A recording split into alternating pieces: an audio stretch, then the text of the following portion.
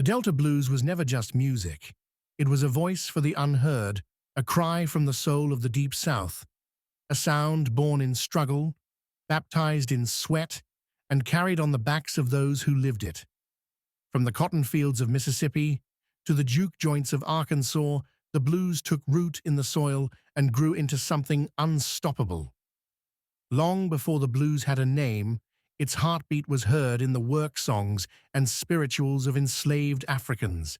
Music was survival, a way to endure, to resist, to hold on to something no master could take away. The Arkansas Delta and the Mississippi Delta shared more than just a river. Both carried the weight of history, and both gave birth to the sound of the blues. Every legend has its devil. Robert Johnson's name is whispered through history.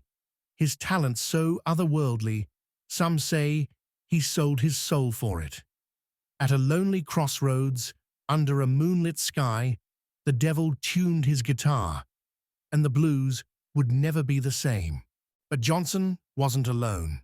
Arkansas's own Sonny Boy Williamson, Big Bill Brunzie, and Sister Rosetta Tharpe carved their names into the story, blending gospel, blues, and raw Delta soul. Johnson wasn't the first. He walked in the footsteps of giants, Son House, whose voice carried thunder, Charlie Patton, the father of the Delta sound, Skip James, a ghost of a man whose falsetto cut like a blade. But in Arkansas, the blues thrived too. Helena became a blues capital, home to the famous King Biscuit Time radio show that carried the sound to new ears, inspiring generations. The blues was never meant for polite company.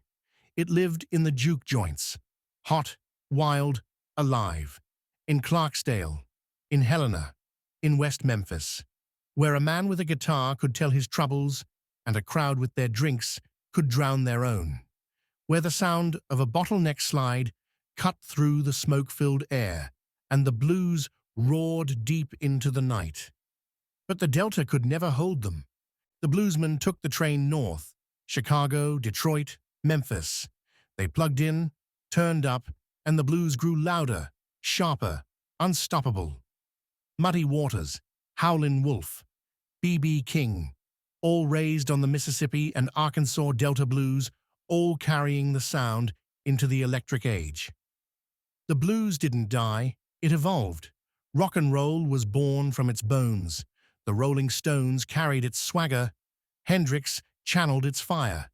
Sister Rosetta Tharpe, Arkansas's own, shredded an electric guitar before rock and roll even had a name. The blues is the root of it all, alive in every riff, every scream, every note that cuts deep.